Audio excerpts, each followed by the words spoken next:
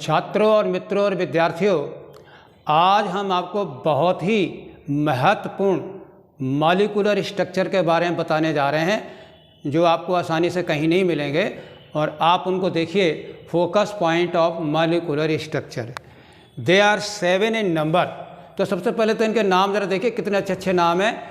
Molecular glue किसे कहते हैं, मॉलिक्यूलर स्प्रिंग किसे कहते हैं, मॉलिक्यूलर रूलर्स किसे कहते हैं, और मॉलिक्यूलर पैरासाइट किसे कहते हैं, और मॉलिक्यूलर सीजर्स किन्हें कहते हैं, और मॉलिक्यूलर गार्जियन किसे कहते हैं, और मॉलिक्यूलर स्विचेज किसे कहते हैं।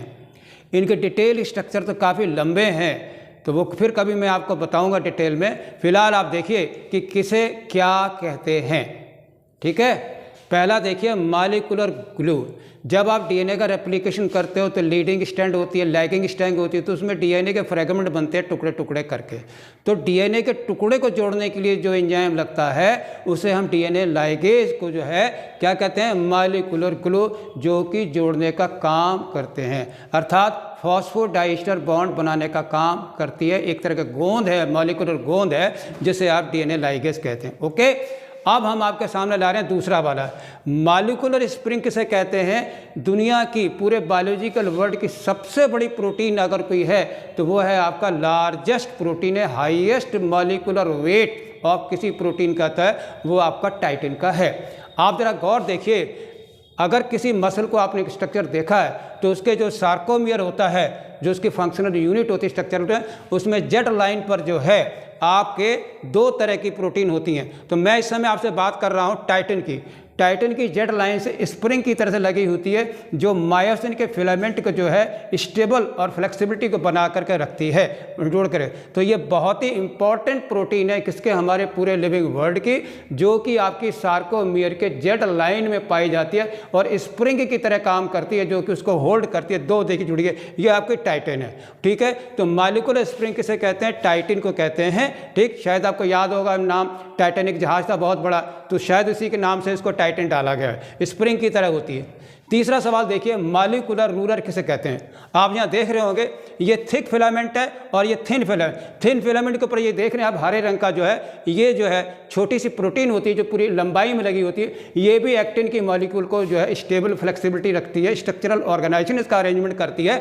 ये है आपकी नेबुलिन, इसलिए इसको रूलर कहते हैं, जो कि उसको गवर्न करती है। ओके, चौथा वाला जो देखिए, मॉलिक्यूलर पैरासाइट। याद रखिए मॉलिक्यूलर पैरासाइट क्या है, ये जंपिंग जीन है, ट्रांसपोसन है, जिसके बारबारा मैक्लिंटॉक ने इनको खोजा था। तो ये इनकी सबसे बड़ी खास बात क्या होती है, they can move anywhere from एक क्रोमोसोम से दूसरे क्रोम पर जंप करके ये जा सकते हैं, इसीलिए इनको जो ट्रांसपोसन कहते हैं। इससे फिनोमेना जो बनता है वो आपका होता है ट्रांसपोजिशन होता है। ठीक है, अब आता है आपका 5वां, मॉलिक्यूलर सीजन किसे कहते हैं, कैंची, अर्थात किसी को काटना।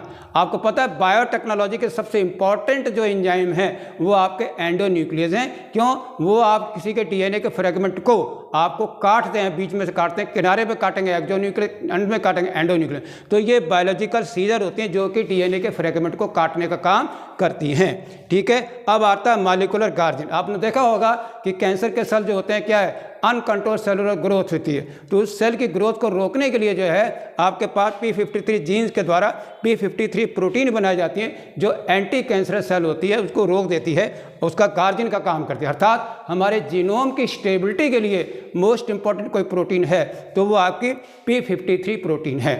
और लास्ट में देखिए मॉलिक्यूलर स्विचेज क्या होते हैं, मेम्ब्रेन के ऊपर कोई भी बाहर से रिसेप्टर के पास आता है तो उसको अंदर मॉडिफिकेशन करने के लिए सिग्नल जो होते हैं वो जी प्रोटीन करती है, और जब तक ये जी प्रोटीन नहीं लगती हैं आप उसके अंदर जो है मॉलिक्यूलर स्ट्रक्चर को चेंज नहीं कर सकते हैं। यानी ये binding special signal receptor protein होती हैं जिन्हें हम मॉलिक्यूलर स्विचेज कहते हैं।